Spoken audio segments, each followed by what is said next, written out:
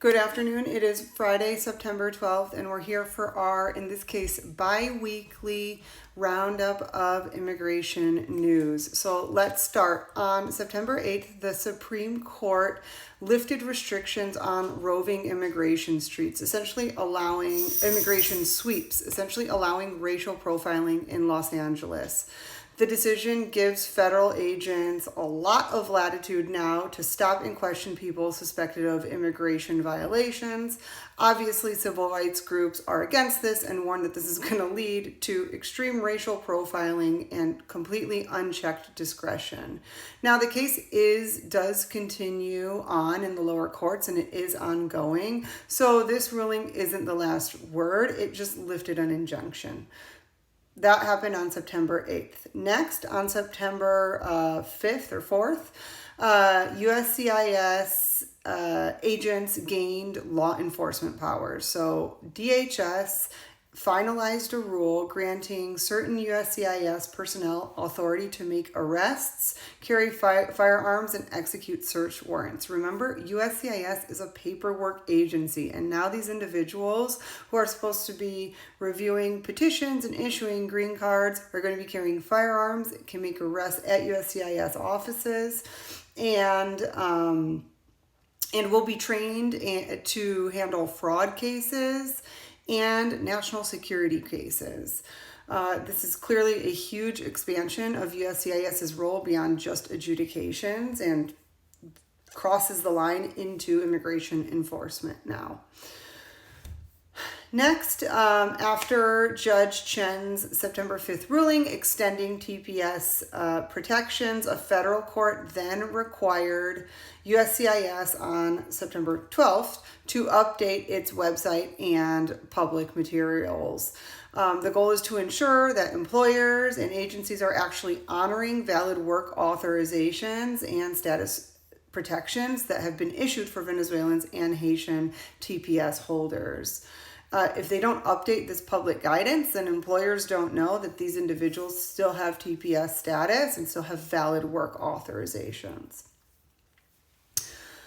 Moving on September 12th, a federal judge in Washington struck down the administration's attempt to bar undocumented students from accessing Head Start programs. The court held that excluding these kids based on immigration status violates federal law and obviously the program's mission. It's going to preserve access to early childhood education for thousands of children. And it also basically sets up a legal precedent limiting how far immigration status can restrict federal benefits. I do expect this to be appealed if it hasn't been already. Moving on September 5th, the Board of Immigration Appeals issued a decision called Matter of Jonathan Javier Yahure Hurtado. This was a huge decision, essentially expanding mandatory detention. The issue was whether immigration judges have the authority to grant bond to people or hold bond hearings even, just not even grant the bond, just hold the bond hearing to people who are present in the U.S. without admission. And it ruled that immigration judges completely lack the jurisdiction to hear bond requests or grant bond to these individuals. In other words, anybody who entered the United States without inspection is not going to be eligible for bond. And the BIA held that people in this category are still applicants for admission, even though could have been here for 10, 20 years. They're going to treat these individuals as if they had just entered or are entering and are applying for admission. Moving on, California passed a bill banning masked ICE-style enforcement. So California lawmakers today, actually, September 12th, approved a bill prohibiting most law enforcement officers, including ICE agents, from wearing face coverings during operations.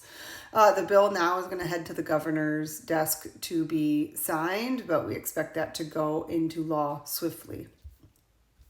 Finally, on August 29th, USCIS introduced a new payment system. It's basically a new modernized fee payment system.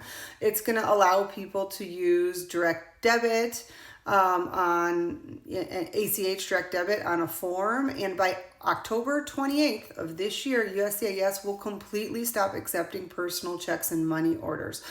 In other words, only ACH or credit cards are going to be permitted. This change is obviously just a modernization, but could create hiccups to people who generally haven't held bank accounts because they haven't had social security numbers. So it's probably going to create an obstacle for some people, though I do understand the need to modernize. That's it.